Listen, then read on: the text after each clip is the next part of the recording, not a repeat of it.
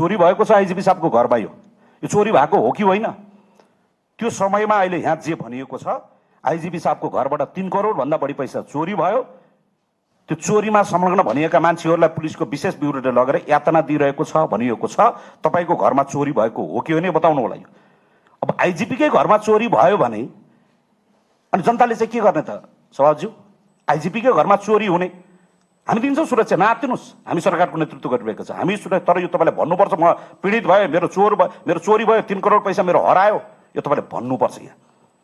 सामान खरिदमा भ्रष्टाचार गर्ने जुत्ता खरिदमा भ्रष्टाचार गर्ने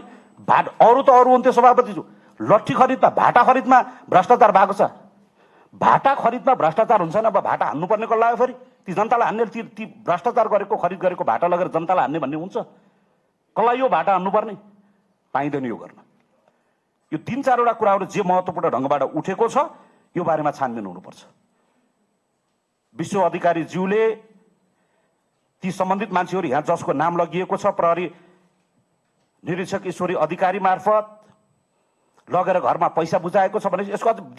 समय थोरै भएको हुनाले अरू साथीहरू पनि बोल्ने होला यहाँ डिटेलमा जे छ यसको अध्ययन गर्नु पर्यो गहिरो ढङ्गबाट अध्ययन गरेर यी मानिसहरूसँगको संलग्नता कहीँ कतै हो कि होइन तत्कालीन गृहमन्त्री ओमप्रकाश अर्याल तत्कालीन एपीएफको आइजिपी त्यति बेला को हुनुहुन्थ्यो हाम्रो राजु अर्यालजी हुनुहुन्थ्यो अहिलेको गृह सचिव उहाँ नै हुनुहुन्थ्यो प्रहरीको चिफ उहाँ नै हुनुहुन्थ्यो गर्ने के हो गर्ने कुरा पनि स्पष्ट छ तत्काल छानबिन समिति गठन हुनु पर्यो त्यो संसदीय समिति बन्ने हो कि यही भित्रका समितिहरू बन्ने हो कि कसरी बन्ने हो त्यो छानबिन समिति बन्नु पर्यो त्यो छानबिन समिति बन्दै गर्दाखेरि यो आरोप लाग्दै गर्दाखेरि नैतिकताको आधारमा आरोपित मान्छेहरू त्यो जिम्मेवारीमा बस्ने अधिकार हुँदैन अहिलेको गृहमन्त्री पनि आरोप लाग्दै गर्दा प्रश्न उठ्दै गर्दा सेवाबाट त्यो जिम्मेवारीबाट अलगिएर त्यो छानबिनमा सघाउनु भएको थियो तत्काल आजको एउटा समितिबाट हाम्रो स्पष्ट कुरा छ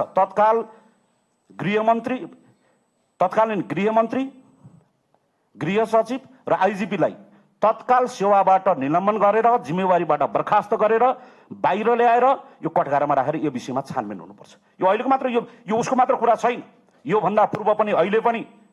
त्यहाँका सिपाहीहरू हाम्रा घरका भाइ बहिनी छन् मेरो घरको 10 जना म्यादी पुलिसमा गएका थिए